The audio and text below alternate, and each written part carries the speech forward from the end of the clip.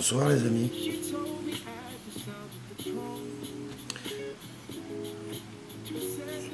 J'avais envie de partager une réflexion ce soir sur la pauvreté.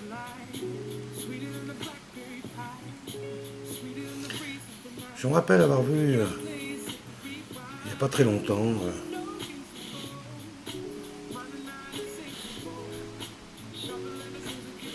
une personne, une bonne sœur, qui devait œuvrer certainement dans les pays où la pauvreté est grande.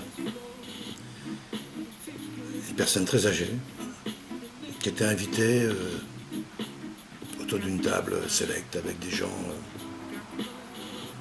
bien nourris, de tout, sûrement. Et donc il y avait quelques journalistes qui tenaient à tout prix lui faire une interview et qui voulaient à tout prix lui demander ce que c'était que la misère, la pauvreté, le dénuement. Et cette sœur ne répondait pas, du tout. Et donc tout le monde continuait à parler fort, à parler fort, à parler fort. Nous avons un repas, carrément donné des avis pour elle. On essayait d'exprimer son silence. Au bout de quelques heures, elle a pris la parole, tout simplement pour dire que la pauvreté, on ne peut pas en parler. On peut juste la vivre.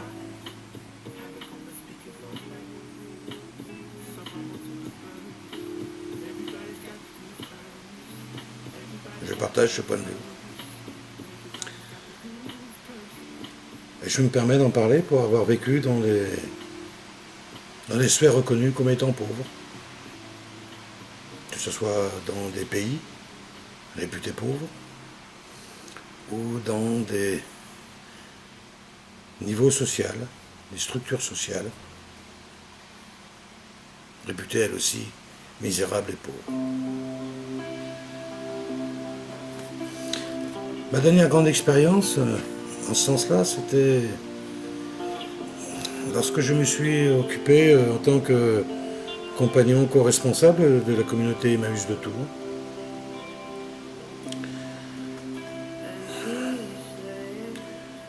Le pays du recyclage, Emmaüs. On recycle tout là-bas. Les objets, les fringues, les trucs qui servent à rien, et les humains. C'est le pays du recyclage. Et j'y ai vu aucune pauvreté.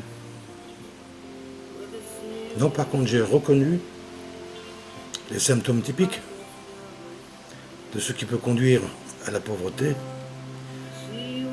l'isolement, la solitude, la misère et la pauvreté des cœurs, la sécheresse des cœurs, les égos surdimensionnés. Vous voyez, tout ça concentré au sein d'un groupe d'individus plus ou moins concernés par les difficultés matérielles de la vie.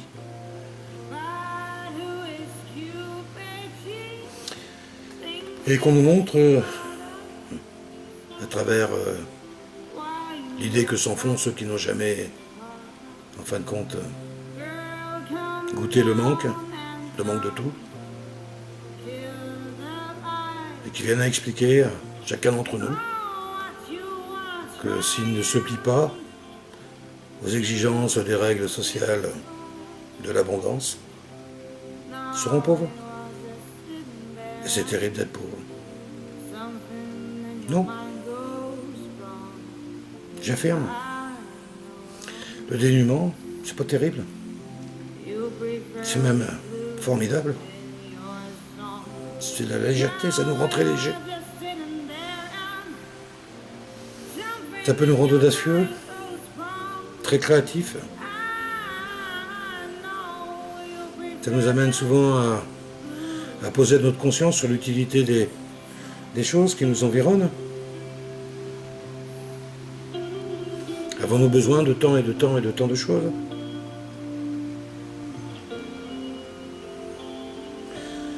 Devons-nous, pour ce faire, s'enchaîner et s'éreinter à des activités souvent stériles, dégradantes, humiliantes.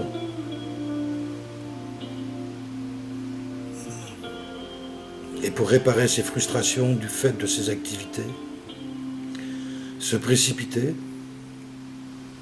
à travers des impulsions qui nous sont bien souvent soumises, voire imposées, se précipiter dans des consommations de n'importe quoi, de toujours nouveau, alors que c'est toujours la même chose.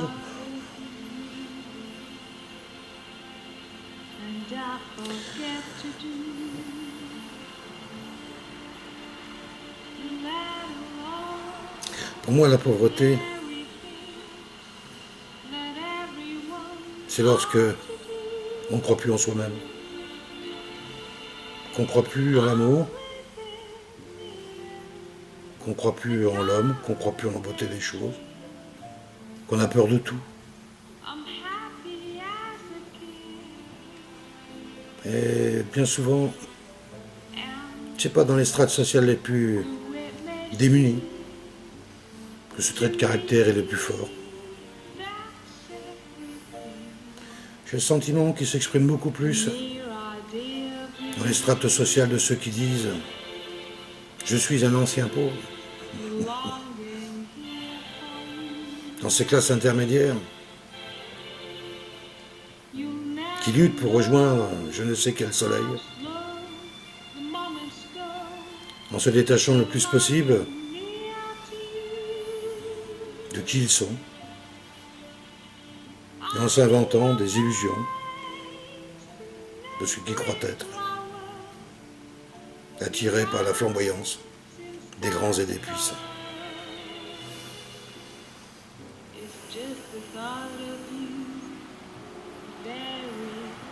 Les êtres démunis, les êtres qui ont peu de choses, ont des sentiments purs, entiers. Oui, ils peuvent heurter bien souvent, mais ils sont entiers, ils sont complets. Il n'y a pas de calcul, il n'y a pas de justification intellectuelle, spirituelle. Il n'y a pas d'idéal sociétal. Il y a vivre. Juste ça, vivre. Vivre avec ceux qu'on aime. Se reconnaître en eux et accepter qu'ils nous reconnaissent en eux. Partager. Être solidaire.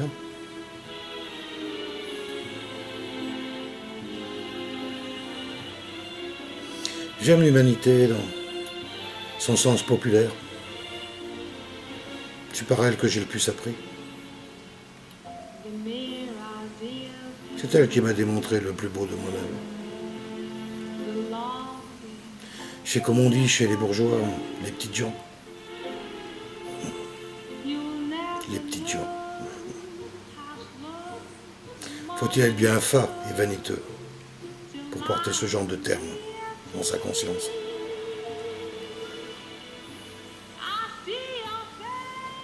Pour en revenir à mon expérience d'Emmaüs, une superbe expérience pour moi. J'ai travaillé mon ego à fond. Ah, j'ai dû le ranger. En tout cas, je ne lui ai pas laissé prendre la place. C'était impossible.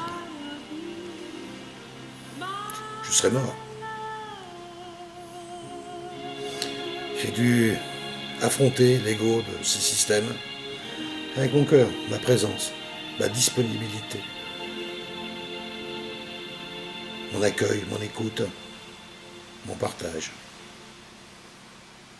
J'ai appris qu'on pouvait faire fonctionner une entreprise, puisqu'Emmaüs c'est une entreprise de recyclage, comme je vous l'ai dit au début, de collecte et de recyclage, des choses et des humains. Ce qui était un peu le fondement de ce qu'avait voulu l'abbé Pierre au départ. Permettre aux gens ordinaires de construire leur propre maison, de vivre dans leur propre village avec leurs propres règles, celles du bon sens, celles du cœur et du partage, et de leur ouvrage.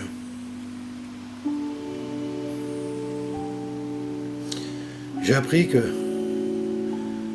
moi qui m'occupais surtout du secteur textile, qui est un gros secteur, plein de magasins, des usines, des collectes, etc., etc. Beaucoup de monde. Ça a toujours été mon activité, puisque pendant une trentaine d'années, j'ai travaillé dans le recyclage textile. Je suis arrivé avec des normes, disons, un peu industrielles, qui disaient que on définit un poste, on y met une personne et on demande à la personne d'exécuter ce poste en fonction d'un plan préétabli, qui ce plan lui-même correspond souvent à un objectif de rendement technico-financier, je dirais, les deux. Or à Emmaüs, il y a quelqu'un qui vient, on vous met un garçon, souvent un homme, plus ou moins jeune, plutôt moins jeune que jeune, qui en a strictement rien à foutre du textile. Mais alors, et on lui dit occupe-toi de lui, fais-le travailler.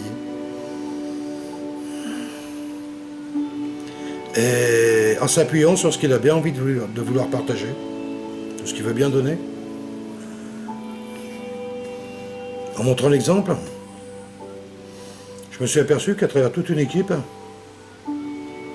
avec plus ou moins de gens engagés, plus ou moins de talent, d'intérêt, on a été capable d'avoir des rendements de production et des résultats économiques supérieurs à ce que je pouvais obtenir dans le domaine privé. C'est incroyable ça. On passe notre temps à vouloir qualifier les gens par rapport à des postes, à des missions, et on s'aperçoit que lorsque les gens les laissent faire comme eux ils l'entendent, en mettant un minimum d'organisation, tout du moins une grande direction, ça fonctionne. On y arrive. J'ai beaucoup appris de ça. J'ai beaucoup appris non pas à faire confiance à la capacité d'un être humain à faire quelque chose, non. À faire confiance à ce qu'un groupe d'humains ensemble réalise quelque chose sans trop savoir où on va. Juste comme ça, partager ensemble la nécessité d'œuvrer avec ce qui nous entoure et d'arriver, s'épanouir, c'est peut-être un grand mot, à avoir, disons, une satisfaction et une reconnaissance dans le type d'activité pour laquelle nous nous sommes réunis. J'ai appris aussi, j'avais connu ça bien avant dans les foyers et en prison où j'avais vécu avant, que les hommes, lorsqu'ils ont été les hommes et les femmes, et là Emmaüs était un Emmaüs homme, il y a très peu de communauté Emmaüs pour les femmes, bien que ce soit un sujet sur lequel ils travaillent, ces hommes blessés par la vie,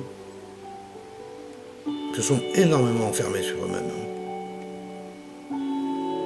Presque un refus pathologique de rencontrer les autres. Et ce qui fait qu'en fin de compte, ils s'enferment dans leurs blessures, ils s'en nourrissent, avec une force incroyable. Deviennent presque des apeurés du système. On a pu trop reprendre pied avec la joie du nouveau, les choses qui viennent à bousculer leurs habitudes, parce que c'est vraiment le pays des habitudes. Mon Dieu, mon Dieu. L'habitude, c'est un peu comme la rouille. On chantait Maxime Forestier.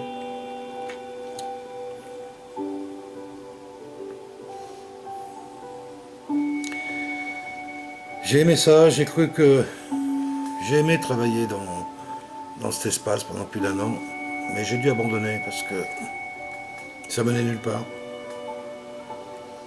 Je me suis aperçu que les amis, on les appelle les amis, les bénévoles, qui sont des tas de gens charmants, souvent des gens retraités, qui ont du cœur, une sorte de compassion, un peu judéo-chrétienne, souvent.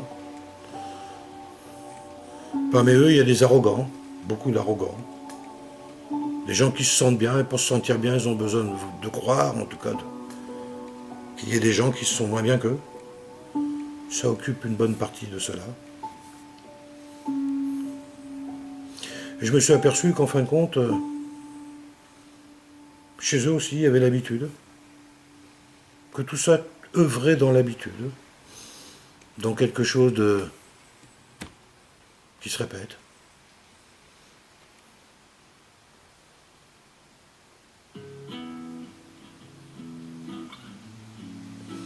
Voilà ce petit regard que je voulais donner un petit peu sur la pauvreté.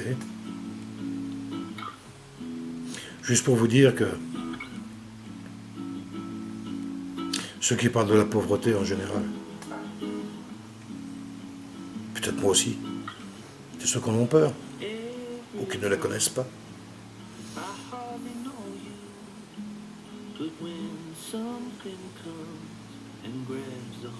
La pauvreté ou la richesse, sur nos plans sociétaux, sont les mêmes. Celui-là qui n'a rien, le plus grand des rois, ou quelque part de quelque chose d'identique et de très très fort, qui les relie. D'ailleurs, ils passent leur temps à se méfier l'un de l'autre. Et tous ceux qui se mettent entre les deux, soit pour fuir, soit pour se rapprocher,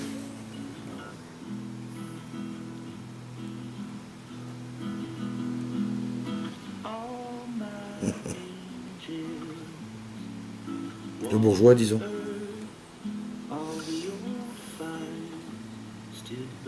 Nous sommes une société qui avons ce regard-là, ce regard bourgeois. Cette compassion intellectuelle, cette compassion de confort, qui tend à stigmatiser les pauvres, alors qu'en réalité, il n'y a pas de pauvres. Il n'y a que des gens qui s'ignorent, des gens qui s'aiment pas, des gens qui s'aiment, mais des gens qui sont beaux, des gens qui sont laids. Et partout, il y a des frères et des sœurs qui œuvrent toujours pour essayer de se rendre chaque instant plus doux, plus beau, plus vrai sur leur propre chemin d'expérience. Oh.